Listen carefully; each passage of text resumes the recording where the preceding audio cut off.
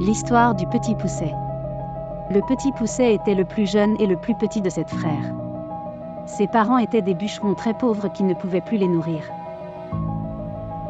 Un soir, ils décidèrent de les abandonner dans la forêt, espérant qu'ils trouveront une meilleure vie ailleurs.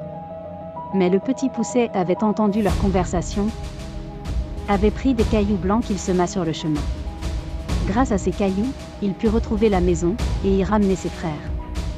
Ses parents furent surpris et heureux de les revoir.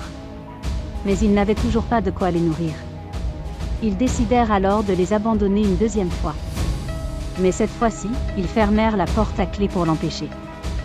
Alors, le petit Pousset eut l'idée de couper son pain en petits morceaux et de les semer sur le chemin. Mais les oiseaux mangèrent tous les morceaux de pain. Le petit Pousset et ses frères se retrouvèrent perdus dans la forêt. Ils marchèrent longtemps, jusqu'à ce qu'ils arrivèrent devant une grande maison. Ils frappèrent à la porte. Femme leur ouvrit. Elle leur dit qu'elle était la femme d'un ogre qui mangeait les enfants. Mais elle eut pitié d'eux et les fit entrer. Elle leur donna à manger un festin. Puis les fit coucher avec des bonnets sur la tête dans un très grand lit, où dormaient les 7 filles de l'ogre. L'ogre rentra peu après et sentit l'odeur des enfants. Il alla dans la chambre et voulut les dévorer. Mais sa femme lui dit qu'il était trop tard,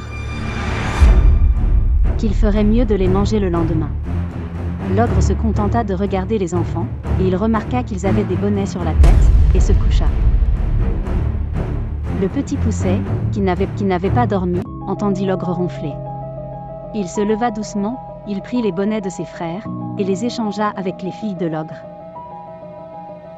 Puis il réveilla ses frères et leur dit de s'enfuir avec lui.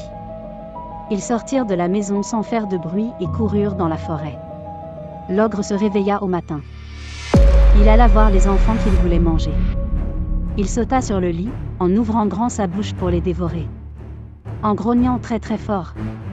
Mais il vit ses filles avec des bonnets. Il comprit alors que les enfants s'étaient enfuis. Très vite, il enfila ses bottes de 7 lieues, qui lui permettaient de faire de grands pas. Et se mit en colère, en partant à la poursuite des enfants. Le petit Pousset vit l'ogre qui s'approchait, il se cacha avec ses frères derrière un gros rocher.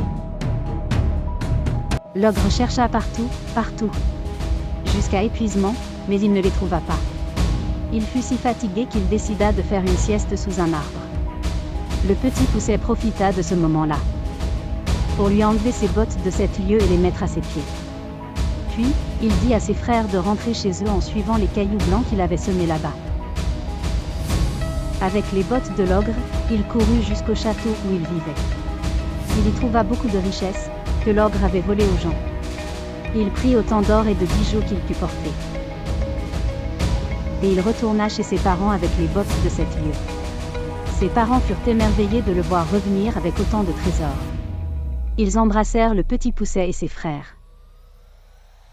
Et toute la famille vécurent riches, et heureux tous ensemble une vie merveilleuse. Le petit Pousset nous montre que la taille n'est pas importante, mais que l'intelligence et le courage le sont. Il a su se sortir de situations difficiles en utilisant sa ruse. Il a aussi été généreux et fidèle envers sa famille, qui l'a aidé à sortir de la misère. Il nous apprend donc à ne pas se laisser décourager par les difficultés, à faire preuve d'imagination et à être loyal envers ceux qu'on aime. Fin. Pour de nouveaux contes et histoires merveilleuses, mettez un j'aime et abonnez-vous. Puis, mettez en commentaire les légendes que vous désirez.